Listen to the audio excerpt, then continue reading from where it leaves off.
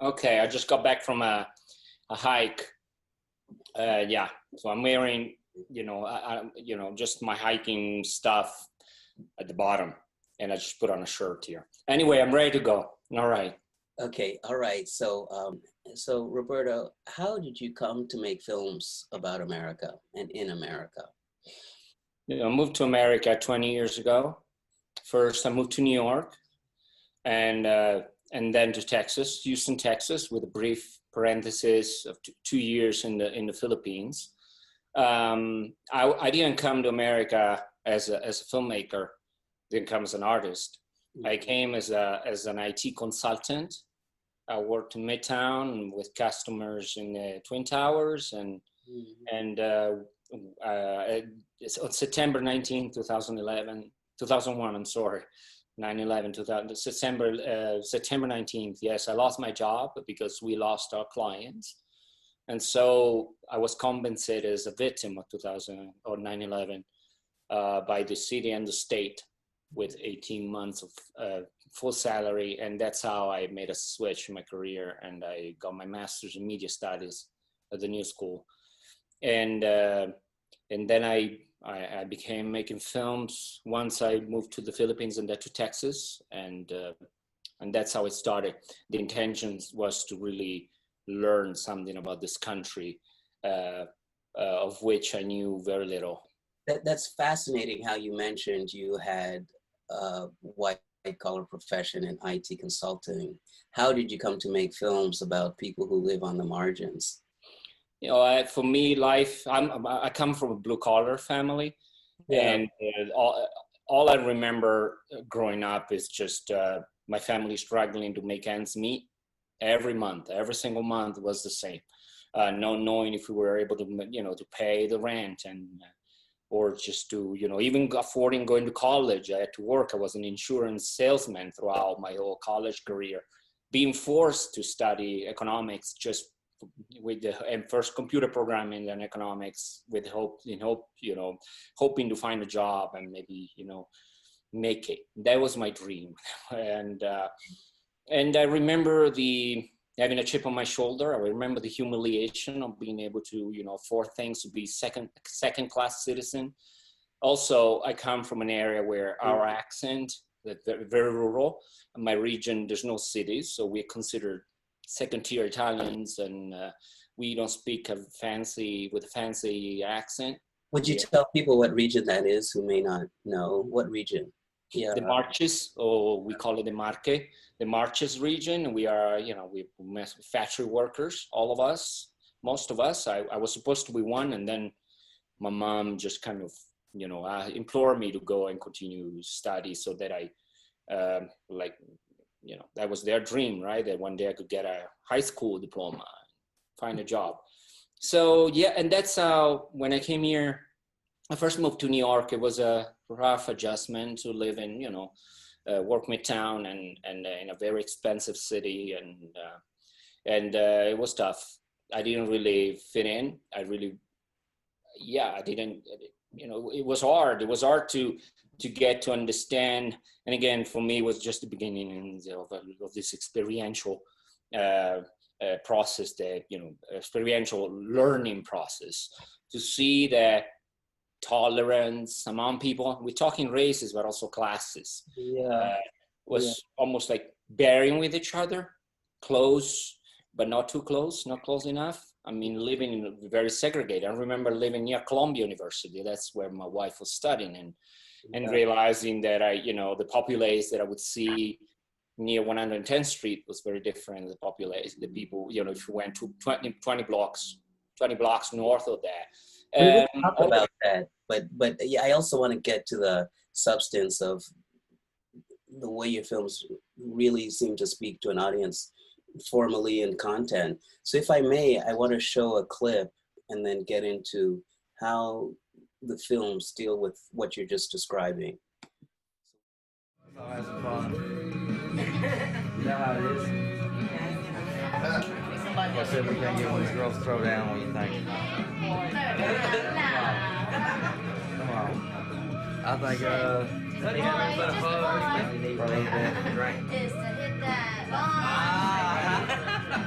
Dude, you have to. No. No, come on. Come on. It will be all right. I promise. Hey. Dude. I want to. Dude, come on. I want to. Okay. Come on, big guy. Come on, cheer underneath. A little more. Come on. One more. Hey. No? Come on. One more. Oh, yeah. So Roberto, why did you decide to tell this story through the eyes of a boy? And what role do children play in your filmmaking? So this film, Low Tide, which is my second film, is partly autobiographical. There's situations, moments, and that belong to my, stem from my memory of my childhood. And I just mentioned the struggles of a working class family, and a scene like the one you show that belongs to my own experience of these adults that I would see in my house, and not trying to figure out why they behaved the way they behaved with themselves or with me. So I think the way I started making films was really to I use cinema films as a mirror of my own self. I really wanted that, perhaps looking for closure or catharsis, looking at my own experience, and in order to do that, I look for people whose experience was in a way similar to mine, or sometimes whose experience will overlap with mine. And an example was Daniel, the boy, whom I met through family, through friends in common, and that's how he has a similar story, and that's how I started. So it was really important for me in the beginning to make films that were highly personal, and then my cinema evolved a little bit as I got tired of looking at the mirror, but that's how. So the child, boys, I'm particularly interested in the transition between teenagehood and adulthood. In this case, Daniel was 13, and there's always, and in my third film, Stop the Burning Heart, I think that theme comes back with that transition, the limbo, where people are stuck, and that is a very formative, those are formative years where traumas and beautiful experiences solidify and calcify really in the bones, in someone's bones. At least that's my personal experience. So that's why I look at children in search of my own, in search for my own catharsis, I think. Yeah, what's fascinating to me is I just learned that biographical detail about you. But for viewers who don't know that biographical detail, nonetheless, I think there's a longing to get out of one's situation, a longing to get out of one's social circumstances that are really telegraphed beautifully in the film. And so how do you have this cinematic directness imposed with such poetry? How do you accomplish that as a cinematic matter, in addition to your biography? Right. I think it's about, it's hard for me to explain, because I don't even know if I have become fully aware of what my poetics is, but I think it all, I mean, what I look for is this complicity between me and the characters, and complicity implies, if we want to be, if I'm looking for complicity, there has to be equanimity. We had to be on the same plane. We had to all be decision makers. We had to bring, each of us has to bring, a personal experience, sensitivity, and in a way that's, I think that all together, it's what makes, it's what creates this sense of poetry. I think it's definitely it's the ensemble. In this case, the poetry, it's the combination between my own experience and my own point of view, sensitivity, and the sensitivity and outlook of a child whose experience is in a way similar to mine. So there I am trying to, film this child, and perhaps sometimes crossing the boundaries and maybe becoming some sort of surrogate older brother or father. So there is all of that together. I think that poetry or the poetics, I think it's a reflection of the of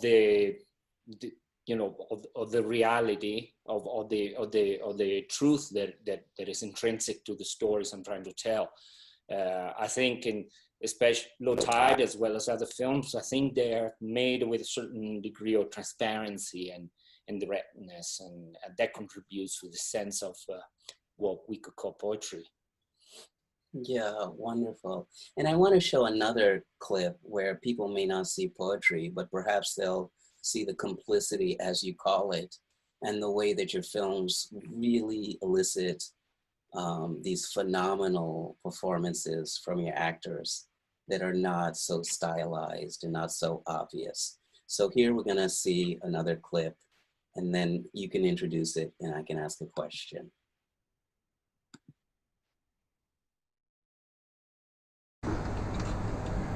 And you can't sit there and say you're a fucking saint either, baby. I'm not You a need to fucking saint. do the same thing too.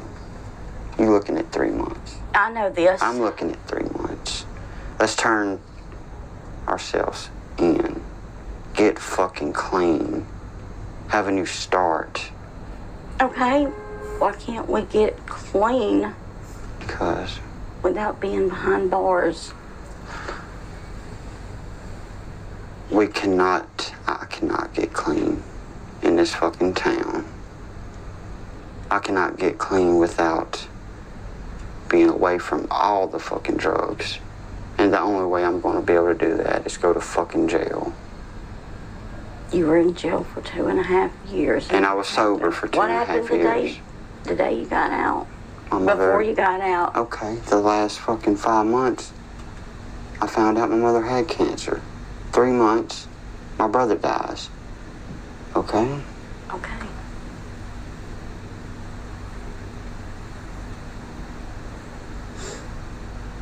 Should be happy that I'm taking the fucking 3 months in jail in my fucking life.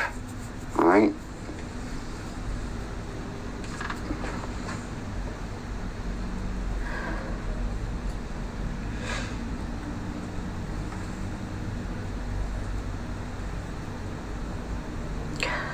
The only thing I have left is you. You think I would fucking go to jail just for the fucking hell of it? I mean, you think I like just fucking la-di-da? I'm trying to save my fucking life. Okay, that's from Roberto's 2015 film, The Other Side. And as a scholar of America, that film feels so profoundly American to me. So Roberto, take us through the making of that film. So my first 4 films, they are interconnected in the sense that I've always worked with people I already knew, or family and friends of family members, and they gave me some sort of both sense of safety and intimacy, and also a kind of a head start in the process of building trust. In this case, Lisa, we've seen in the clip, Mark, Lisa's fiance, and Lisa is the aunt of one of the people, the characters featured in my Low Tide and Stop the Bugging Heart. So I started traveling to West Monroe, Louisiana, and I found out the first thing that struck me, and that was 2013, was the virulent language that they used against the other. Who's the other? People belonging to other races, other socioeconomic classes, and there was a lot of anger, and it was very graphic. And I've never heard in my previous, how many years? I don't know, my previous years in America, such virulent language. no hold barred. And that, to me, that it, emphasized a lot of pain, a lot of despair that these people carried. And that's when I decided that I should relocate there for a while and just dig a little deeper. And again, in order to understand, the roots of all that, which, this pain or this despair, which are both personal, belong to the personal stories, that are also political. And again, this is, for me, my learning process is experiential. Everything I know is based on experience, and in that's how I relate to the characters. I think they are, we, as I said before, we share our experiences, we do our clearings, we have our circles, and these are, in a way, my teachers. I am, unlike you, I'm not a scholar of anything.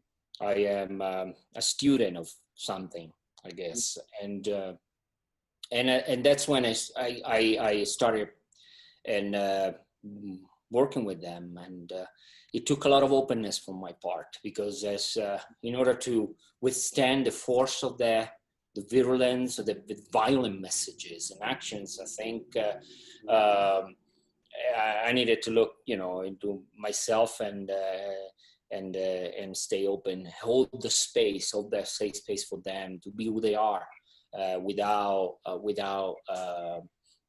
judgment. And that was a huge learning, training ground for me. In a way, it was a spiritual, it's a spiritual battleground, which might sound like a contradiction, but that's what it was, really, to hold the space for them.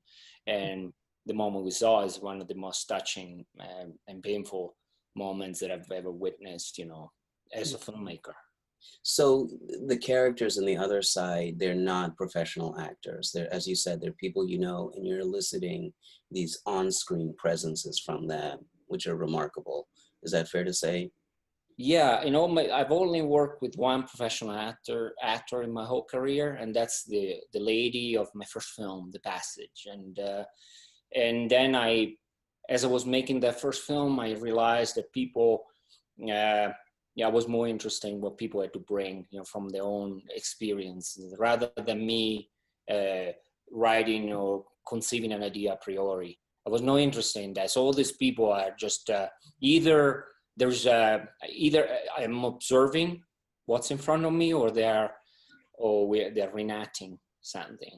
But in the case we saw, the scene we saw, that is something that I knew was going to happen. There was a knowledge of the situation, but it's all happening before my eyes very spontaneously. So nobody acts, and then when they do, they reenact or they, whatever is that they experienced, which again, it's all very, very real and very personal.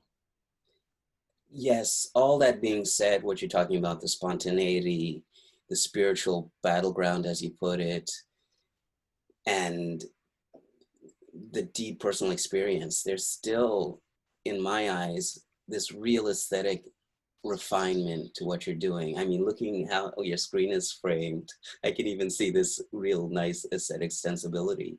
So how do you combine these? What one could call this docu-realism. It's a psychological realism, a political realism, a social realism, a spiritual realism, combined with this aesthetic that art house is such a cliche, but it's still a refined aesthetic. How do you combine those two? Yeah, for me, it's I'm speaking this. I've chosen to tell the stories through the language of cinema, and I want the stories which I already know. We already. I already know. I'm aware. I was aware, and I continue to be aware of the difficulty of, getting those stories through, reaching audiences. I know. The difficulties inherent to the distribution system, and so I knew that the language had to be, spot on. It has to be, the language was the cinematic language, the filmic language I'm using had to be something that has to be already received as something of a certain level, something of I had to be taken seriously, and I knew that by using a language that is somewhat refined, that they definitely is closer to fiction. Even editing, obviously plays a huge role in it. Closer to fiction, the documentary, I knew that perhaps, people could, witness the stories and metabolize them better, made them more digestible. So there is a choice of using employing an aesthetic approach. There is a complex. There's a lot of thoughts that goes into it. There's a lot of preparation from us, from my collaborators. There's a lot of stuff that we studied a priori in order to achieve the quality we wanted to achieve, at service of a story. Which I repeat, I know that these stories are not easy to digest, and they're easily dismissed. The characters are easily dismissed, and I didn't want that. In a way, I wanted to iconize them and paint them under beautiful light so that they could be taken seriously. Fantastic. I want to talk more specifically about whiteness and the other side, but first, only because we're on this topic, what you call a cinematic language. And I want to question that assumption I made when I called that film profoundly American. So my question is, has it been received differently in Italy? And what do you think of the current, at least global Italian scene, where you have the Sorrentinos who are making very different comments about social class with the language which I won't describe. It's up to you to describe. You know it better than I do. So where do you fit in with the current Italian cinema? And tell us how your films have been received in Italy. The film, it's hard to say, right? The film have been received well. Obviously, I started making films on my own with no financing whatsoever. The first 3 films cost me a total of $60,000. Unexpectedly, I ended up being noticed. Ended up going to Cannes Film Festival, Venice Film Festival. I remember not knowing anything about the festivals. As I said, I was an IT consultant. I wasn't really a filmmaker. And then Italy showed up, knocked on my door, and they acquired my films, and I ended up in some sort of programs and some sort of rankings of Italian cinema. There's all this intricacies of how you finally you get your medal and you finally are an Italian filmmaker. So here I am. I'm part of a scene, but a scene that I don't know much about. It's been 10 years, so I know the players of the scene. You mentioned Sorrentino, there's many others. In my case, I don't know how I fit in. I don't know whether the films by Sorrentino, Garrone, they are aimed at looking at their own, if they're adopting a critical viewpoint, and I don't know if their aim is to look at their communities, and if you want to speak on behalf on the community, or if you want to just depict a community based on their own interpretation, which always implies prejudice. I don't know. I am not. I'm wary of all the new work coming from Italy. I'm wary of that because I know I see some dissonance in the way they depict Italians. I see cliches, I see stereotypes of Italian, the image of the corruption, the corrupt Italian, the criminals, crime that, and there is a self-centered view of Italy. The propagation of Italian stereotypes also implies some sort of some self-centeredness, and so I don't know. I'm not particularly appreciative and not particularly enthusiastic about what's coming out of Italy at the moment. And I march to the beat of my own drum. That doesn't mean I'm not referential. I don't know that. but I'm marching at the beat of my own drums. I think as a filmmaker, I am American. I'm an American filmmaker just because these are my communities, and this is the country I live in, and this is my battleground, and it's also my training ground. And so, but again, I wish what I could say something for certain. I think Italian cinema is not political enough. And when I talk about political, I say, well, we're going back to what I was just saying, the politics of understanding the modus operandi of our community with a critical viewpoint. I don't think Italian cinema is political at all at the moment.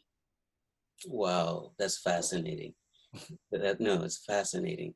So coming back to this country, you know, there was a time in this country when Italians were not considered white. And so now we're at a historic and a political moment when whiteness has to look at itself, and it's becoming more evident. In the third film we'll talk about, which I loved, Blackness is very explicit, even by virtue of the dialogue, by virtue of the characters, by virtue of many things, which we'll talk about later. But were you conscious of whiteness when making this film? Do you see it as specifically a movie about white people? I did. I was conscious about it. I knew that the film was about a certain white America.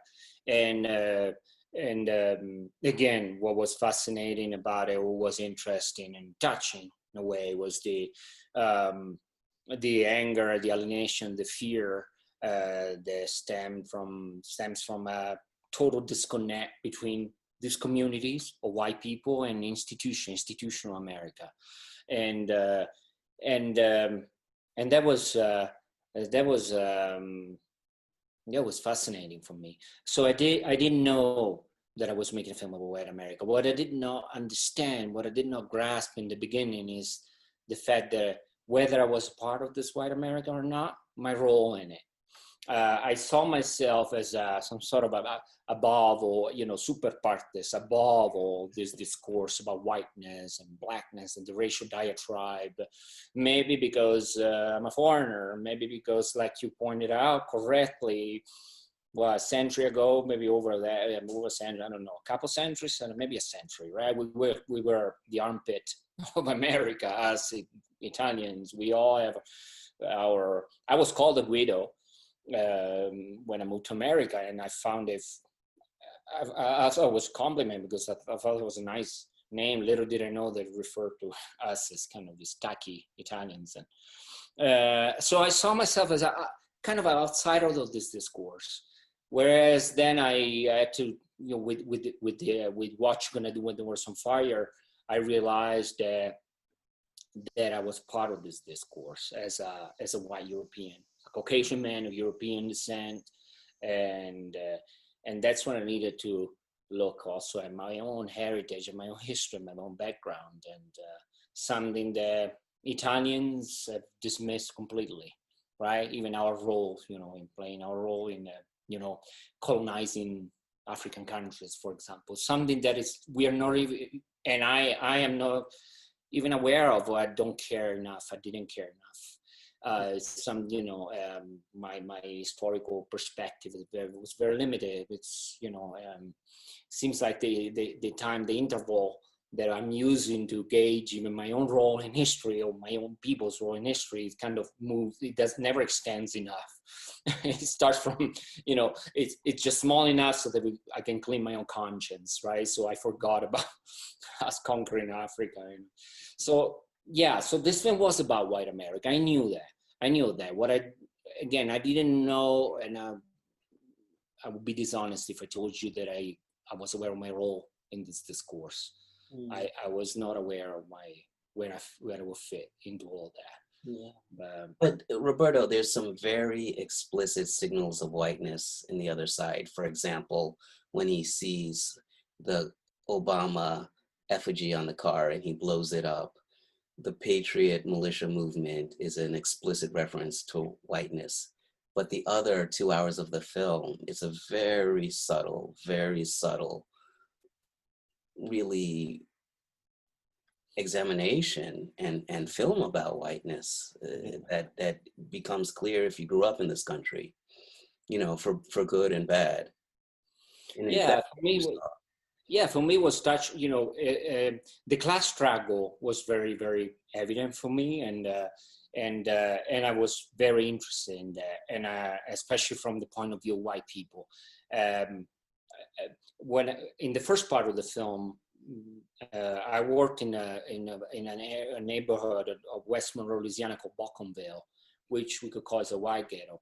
It's a white ghetto, but it's across the street. There's black ghetto, and I remember vividly, discussions about the fact that there was a lot of anger, from white people about the fact about being relegated to the level of black people across the street. That's not how it was meant to be, right? Right. And the message was very clear and explicit. That's not what it was meant to be, and that was that's when race and class struggle overlaps, and that was very, very powerful, and that's where the uniqueness of the white experience in that case was very, very strong, and it emerges sometimes, like you said, very overtly, and sometimes it's more subtle. But clearly, that was the white experience, and the anger inherent to that white experience, towards black people in that specific case was very, very. I mean, it was very, very powerful. It was very, very profound, and something that pushed me to look forward to explore this situation, even the racial diatribe further. Yeah. For me, the implicit subtle signals were one of the most inspired scenes in the film is when the grandmother puts Xanax in her coffee. And obviously not every white person is putting Xanax in their coffee, but it is a cultural cue.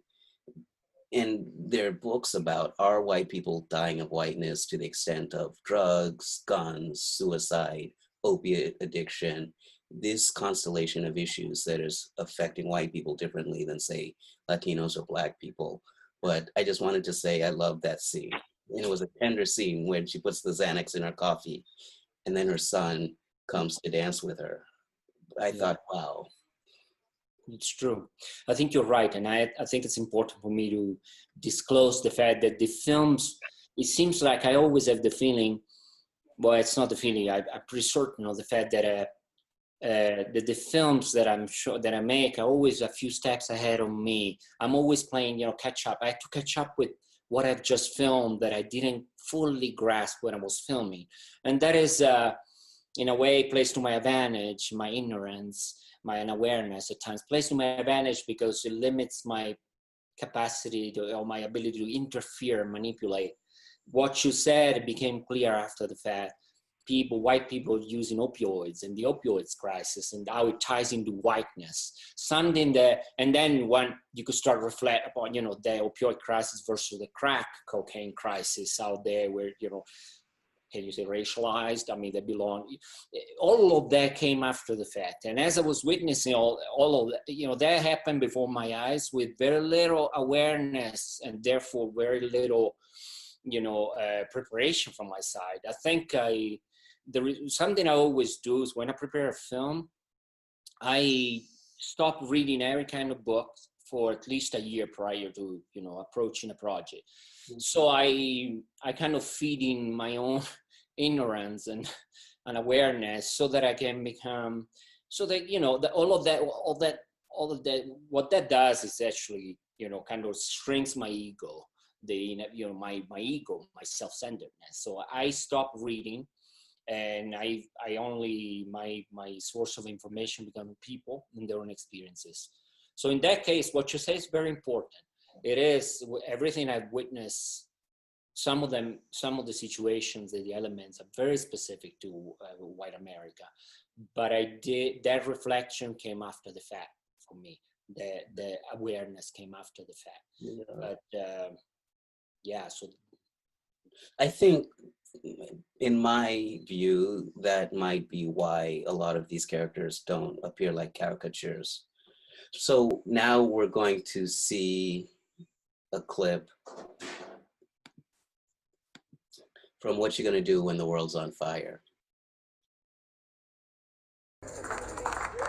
It's been a struggle with me since Talk to me.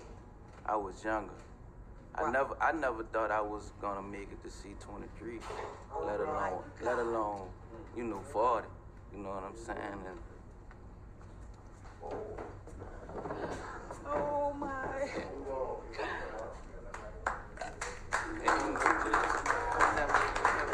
from a mother's point of view, I never knew I was I gonna have make a it this far. 21-year-old. Yes. But now, that I have a great understanding of life, just in general, and I have hope now.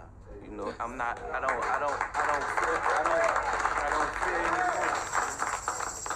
Hey, don't fear. give me a minute, drummer.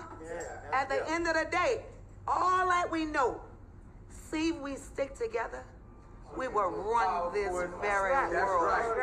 There's nothing better than that. If you don't stand for something, you can always fall for And we nothing. keep falling for You can nothing. always fall for We nothing. keep falling for nothing. We can break our fingers, but all these fingers together is harder to break. That's right.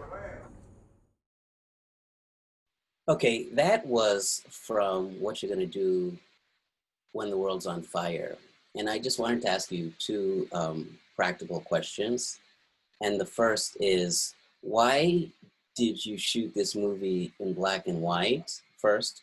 And secondly, I noticed that there are more close-ups in this film, especially on faces, than in The Other Side and Low Tide. Why is that? So the decision of shooting in black and white came during my, travel, trips to in that case New Orleans, Louisiana, New Orleans, Baton Rouge, Jackson, Mississippi, and I realized that as I was starting to work with different communities, different people, I started to notice the difference in terms of color, which is perceived as beauty and therefore makes the film more or less digestible. And I'm going back to the aesthetics and how I can get not only the message through, but also I can give visibility to those people. So, for example, the Black Panthers, we see them in highway underpasses and bridges and empty rooms, a lot of gray tones, black, dark uniforms. And then we had the Mardi Gras Indians with this very colorful dresses. And I didn't want the hierarchy of beauty. I wanted the film to flow, again, with equanimity, with among these people and communities. So black and white serve the purpose very well. Also, there is the awareness of the fact that, especially for mainstream America, the film, shooting this film black and white would immediately tie this experience of these people with the experience of civil rights movements of the 60s. So I felt that was an appropriate thing to do. And again, tie this moment in history with that moment very in history, the civil rights movements, and also kind of make sure that all the to give the same amount, visibility and dignity and beauty to all the communities and people in the same way. What was the second question? Why are there more close-ups? Oh yes, close-up faces in this movie as opposed to The Other Side or even Low Tide? So for a couple of reasons. One is I can mention that one of the first conversations I had with Judy Hill, the soul of the film, this incredible woman and close friend of me and my family. And I remember when we met in 2016, Judy told me, that if you're willing to listen, we have a lot to say, and that would be a good start. And I realized that was going to be my role. That of a listener, I was going to be, provide a platform for people to speak, and I thought that the focus should have been necessarily on them. And I wanted to extrapolate their experience from the the territory, the geographical. I wanted to eliminate the geographical aspect of the story, because I think, and that is a need that came from the characters, from them, because they speak a language that's more universal. I didn't want it to be tied into a specific neighborhood or a specific, socioeconomic context. I wanted it to be more universal. So the close-up allowed the speech, the words, to emerge very strongly. So this is definitely a dialogue-driven film, and it's a film, of people and faces. So I definitely decided to use the close-up more, and also there is almost a total absence of panning and movement, camera movement. So I wanted the aesthetics to be, again, the language should be a language that is widely known as a filmic language. The shots, almost reaction shots, so that people wouldn't have to be overanalyzing my aesthetic approach. I wanted to go straight to the point, which is, the discourse inherent to the film and that belongs to the characters. Yeah, it did very much seem like a film about discourse. The way that civil rights discourse is updated and updated and updated. And it's fascinating to consider the Black Panthers discourse of today versus the old school Martin Luther King, turn the other cheek civil rights discourse. So in that sense, it really gives an updated idea of black discourse and where we are now. I thought that Low Tide also had an Otherworld, Anywhere universal quality to it, where it wasn't very specific to a geography, and therefore a lot of people who grew up in bad or alienated circumstances could see themselves escaping, like the main character. But back to what you're gonna do. How was that film received here and in Italy? Surprisingly for me, in America, the film triggered very little debate. I remember the premiere, the U.S. premiere at the Lincoln Center with the Black Panthers present, 5 Panthers, and I remember some sort of a lack of involvement from audiences, almost as if nobody seemed to be wanting to speak, about a topic that is too hot to handle, especially because the film, part of the film has to do with something that today is all over the news and everybody talks about, but it's been going on for a long, long time, which is police brutality and use of excessive force at targeting African Americans versus, way more than the white Americans. So it seems like people took a kind of a neutral stance. And that surprised me, disappointed me, hurt me deeply. It hurt me. The film was, then I had oppositions also. Why did it hurt you? It hurt me because I really want, especially white audiences to finally, I wanted to trigger this debate. I'm a white director and I have an experience. All I can do, I'm not speaking on behalf of Black people in the film, they speak for themselves, but I'm here to speak about my own experience, and I want to engage, if anything, if at least with white audiences. I really thought that perhaps we could have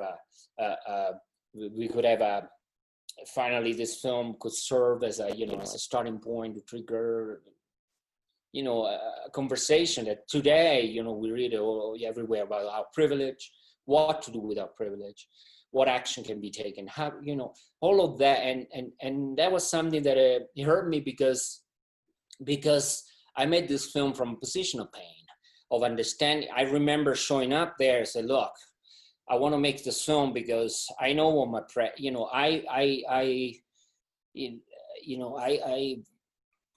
I'm carrier of prejudice. I am I have, again, everything I learned it from experience, and my experience has also been very distorted.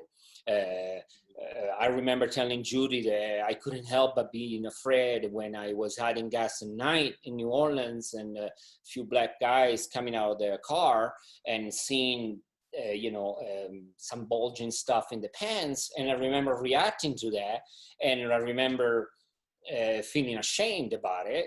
Like, am I a white supremacist? What does that make me? Well, it makes me who I am. It makes me what probably this, as I just said, this is where I'm at.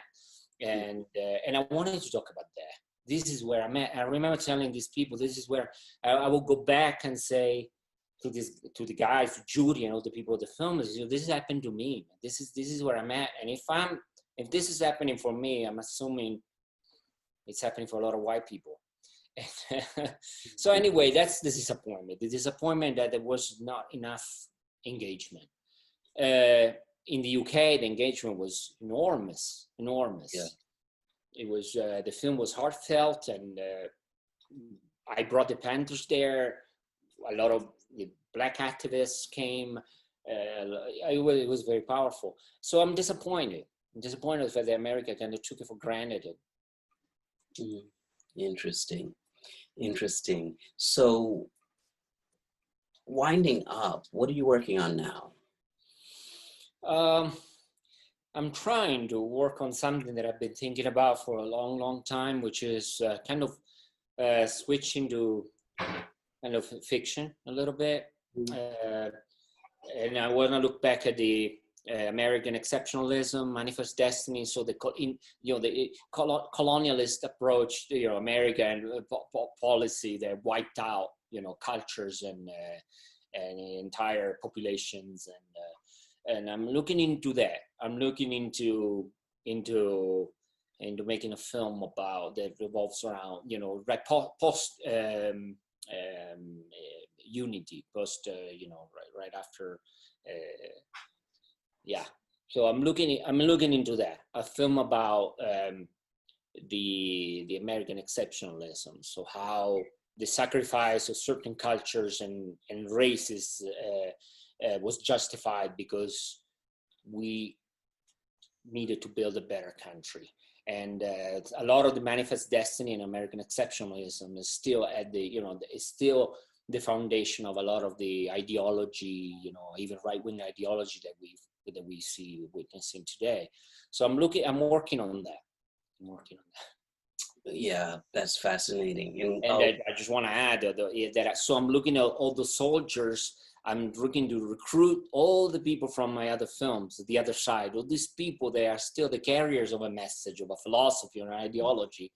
And through them, to reenact the ideology of the American army at the times, because a lot of the people who work with us, they were veterans. So I want to, again, tie the reality of America today into a film that is more overtly fictional. And I'll look forward to see how you find that in one narrative. Yeah. We'll see. Yeah, we'll see. But all of these films are speaking to just these human individual characters, which really command the screen in every case. And yet they are about class and they're about race. And so it's a lot to think about. That makes sense.